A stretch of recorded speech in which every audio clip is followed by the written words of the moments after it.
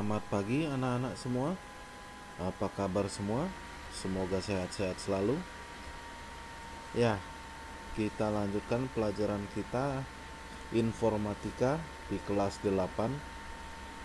Untuk itu Bapak minta seperti biasa kalian silahkan isi absen terlebih dahulu dengan tema pengolahan angka if. Pengolahan angka if. Ya, Bapak kasih waktu, kalian silahkan isi absen dengan tema atau materinya masih pengolahan angka if. Silahkan. Oke, kalau sudah isi absen, kita lanjutkan pembelajaran kita dengan if yang model kedua. Jadi kalau minggu kemarin kalian sudah Bapak kasih tugas, banyak yang sudah mengumpulkan, banyak juga yang belum mengumpulkan. Siap-siap saja kalian akan bermasalah dengan wali kelas maupun juga guru BK, khusus yang belum mengumpulkan. Oke, kita lanjutkan. Di sini Bapak punya sebuah tabel. Perhatikan baik-baik tabelnya, ya. Nah, di sini ada kolom jumlah, di mana kita harus memasukkan rumusnya, rata-rata, predikat, dan juga keterangan. Oke, kita akan coba memasukkan dulu yang jumlah. Nah, di jumlah ini kita akan menggunakan rumus. Ada yang tahu mungkin menggunakan rumus apa? Iya, menggunakan rumus sum. Jadi di sini sama dengan, ingat ya, pengolahan angka atau Microsoft Excel itu akan selalu dimulai, rumusnya akan selalu dimulai dengan tanda sama dengan. Operator matematikanya adalah sum, buka kurung, sel awal sampai dengan sel akhir, tutup kurung, tekan enter, maka dia hasilnya sudah didapat. Begitu juga untuk yang bagian bawahnya, Peter, Celine, dan Grace. Supaya cepat kita copy paste saja. Caranya seperti biasa. Di sini ada tombol putih. Kita perhatikan kursornya Bapak geser ke sini, kemudian Bapak klik, Bapak tarik, drag and drop. Tarik, drag, kemudian kalau sudah pas baru drop, lepaskan. Maka dia otomatis jadi. Itu untuk jumlah. Ya, silahkan dicoba. Selanjutnya untuk rumus atau pada kolom rata-rata. Kita akan memasukkan rumus pada kolom rata-rata. Ingat, rumus rata-rata ini menggunakan rumus apa? Iya, average. Kita coba sama dengan average, buka kurung, sel awal sampai dengan sel akhir. Awas, sel akhirnya sampai di sini ya. Jumlah ini tidak lagi di sel akhir ya. Oke, kurung tutup, tekan enter, maka nilainya sudah kita dapatkan. Ini adalah nilai rata-rata untuk Dion. Kita copy paste ya. Jadi ini nilainya sudah ketemu ya. Kalau seandainya kamu tidak ingin ada koma, kita rubah dari format cell ya. Untuk kita rubahnya supaya tidak ada komanya, klik kanan, format cell, kemudian number, decimal placesnya ini ada 2 ya, ada 2 di belakang komanya, maksudnya ada 2, ada angka 5 sama ada angka 0, maka kita hilangkan. Nah, jadi seperti ini ya. Kalau sudah, klik OK. Kita coba lagi pada bagian Peter. Di sini klik kanan, format cell, numbernya ya. Oke, kalau sudah, begitu juga yang bagian bawah ini, kita hilangkan tanda komanya, format cell, number, Oke, jadilah dia seperti ini. Nah, sampai di sini ada yang mau ditanya dulu? Silahkan. Ya, pada bagian predikat, di sini kita akan membuat ketentuan di mana predikat di sini, kolom predikat di sini, kita hanya akan menuliskan huruf saja. A, B, C, maksud Bapak adalah jika nilai tertentu, maka dia akan mendapatkan predikatnya A. Begitu juga nilainya. Jika nilai tertentu, maka predikatnya B. Jika nilai tertentu, predikatnya C. Dan jika nilai predikatnya tertentu, nilainya adalah D. Ya. Jadi di sini misalkan Bapak buat jika nilainya adalah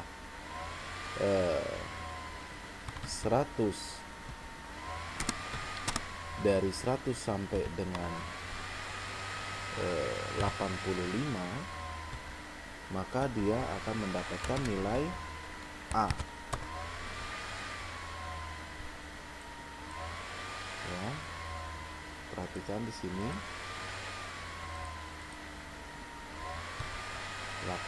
100 sampai 85.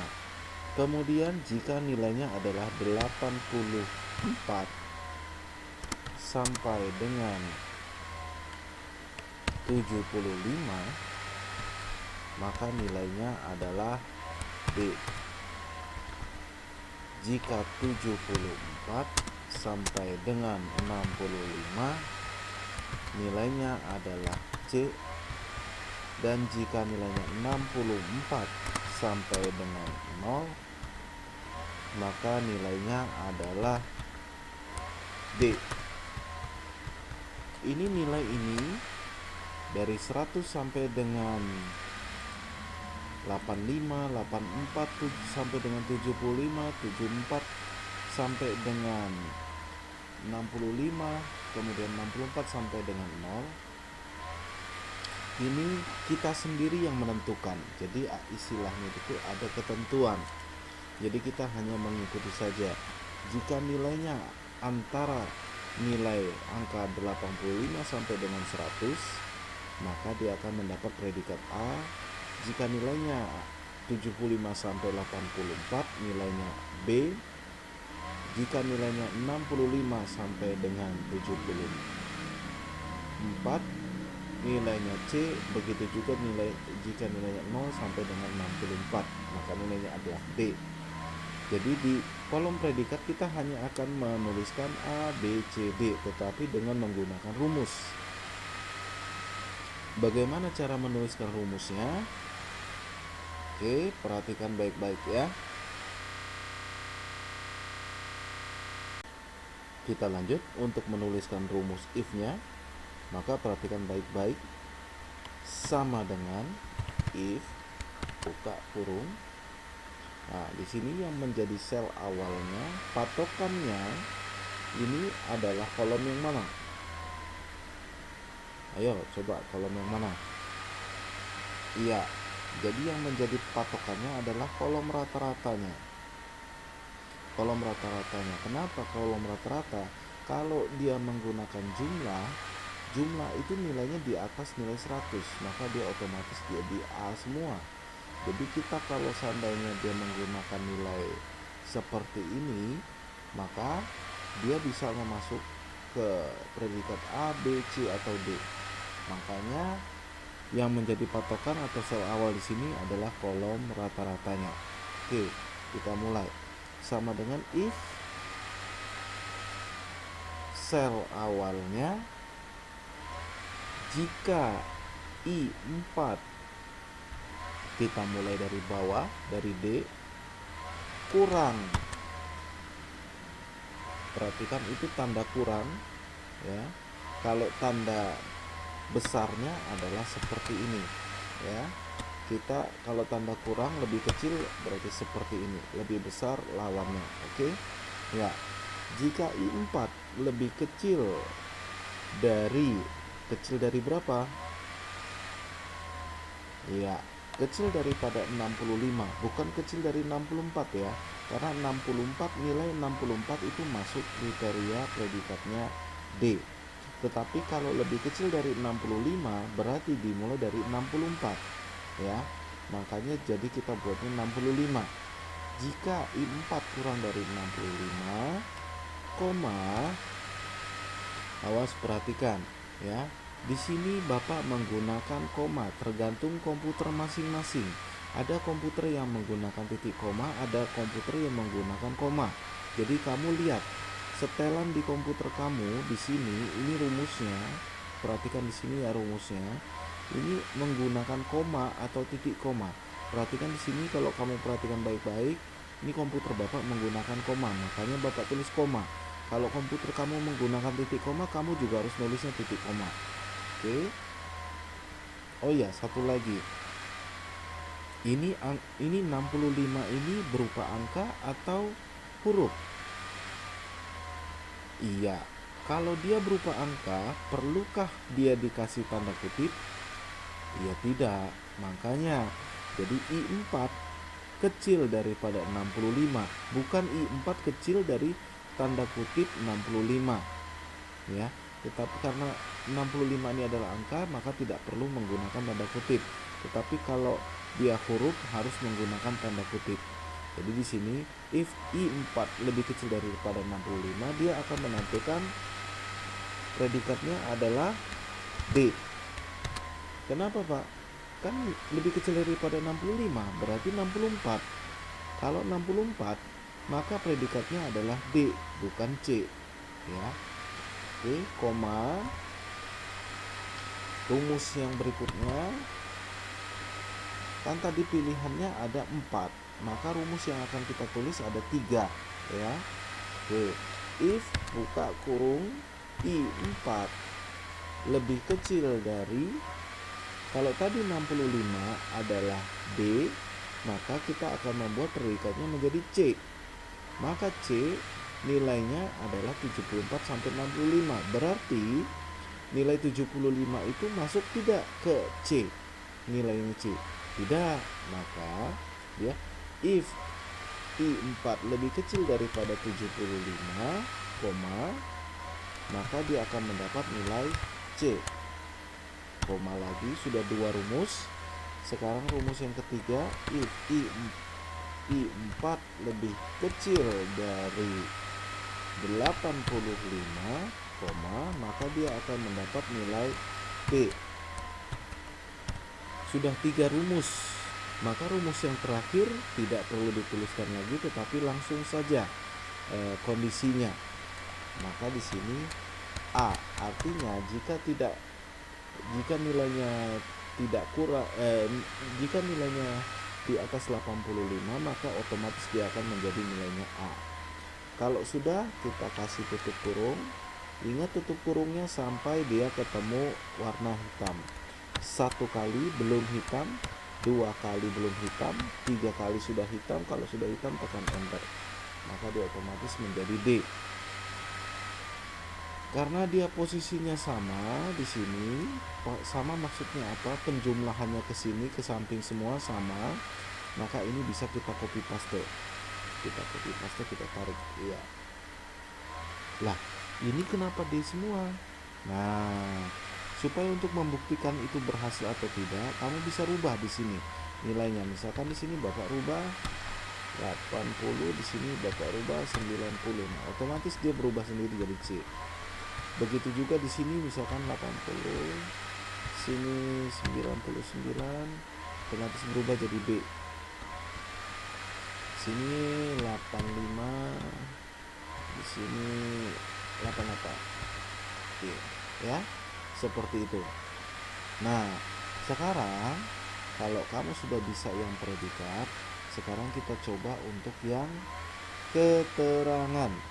Tapi sebelum itu silahkan dicoba dulu yang predikatnya. Silahkan. Ya, pada bagian kolom keterangan di sini kita akan membuat ketentuan juga. Ketentuannya apa Pak? Ketentuannya misalkan seperti ini. Jika nilainya adalah A atau jika predikatnya A, maka di keterangannya akan tertulis sangat bagus atau sangat memuaskan, misalnya seperti itu ya. Misalkan jika predikatnya adalah A, maka keterangannya akan akan muncul tulisan sangat memuaskan. Jika predikatnya B, dia memuaskan. Jika predikatnya C, kita buat cukup. Kalau di predikatnya D, kita buat kurang ya. Oke, di sini Bapak buat dulu keterangannya supaya kamu nggak bingung. Jika predikatnya adalah A, maka di sini sangat memuaskan. Predikatnya B, memuaskan. Predikatnya C, ini cukup. Dan predikatnya D, ini adalah kurang. Oke, sekarang kita coba. Sama dengan, ya, rumusnya apa? If, buka kurung, sel awalnya. Ayo, sekarang sel awalnya yang menjadi patokan, sel yang mana? Iya, J4. Kenapa harus J4, Pak? Karena kan yang ada huruf A, B, C, D nya adalah di J4. Jadi kita mulainya dari J4. J4 sama dengan, Pak, kenapa tidak lebih kecil atau lebih besar lagi, Pak? Karena isi dari J4 itu bukan angka. Kalau dia angka, baru kamu menggunakan tanda kecil kurang, kecil sama dengan, besar sama dengan. Karena dia ini tidak menggunakan angka, maka kita menggunakannya sama dengan. Jika J4 sama dengan A, ya, huruf A ini adalah berupa huruf, otomatis harus dikasih tanda kutip. Jadi kita kasih dulu tanda kutip 2, kemudian belakangnya kita tutup tanda kutip 2-nya. Oke, koma. Jika J4 sama dengan A, maka dia akan menampilkan kata-kata sangat memuaskan. Ya, tanda kutip lagi. Kemudian masuk rumus yang kedua, if J4 sama dengan apa? B, maka dia akan menampilkan memuaskan. Oke. Masuk rumus yang ketiga, if J4 sama dengan C, maka dia akan menampilkan cukup. Sudah ada 3 rumusnya yang kita tulis, maka rumus yang terakhir tidak perlu kita tulis ya. Maka selain itu dia akan menampilkan kurang, tutup kurung 1 kali. Ingat, sampai ketemu warna hitam 2 kali, 3 kali. Dan 3 kali ya.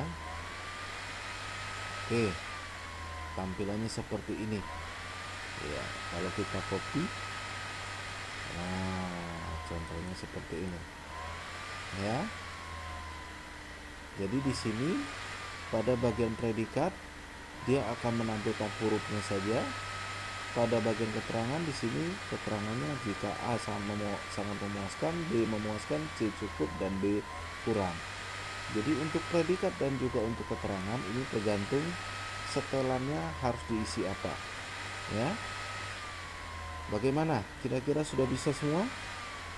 Oke, untuk itu Bapak punya latihan lagi. Bapak minta sama kalian tolong dikerjakan dengan baik, sesuaikan dengan rumus-rumusnya. Jangan asal jawab saja, karena ini berpengaruh sama nilai kalian ya. Jadi sekali lagi Bapak minta tolong dikerjakan. Bapak akan kasih latihan, dikerjakan. Jangan lupa kalau sudah selesai dikumpulkan kembali ke Google Classroom. ya. Oke, kalau sudah silahkan dicoba terlebih dahulu latihannya.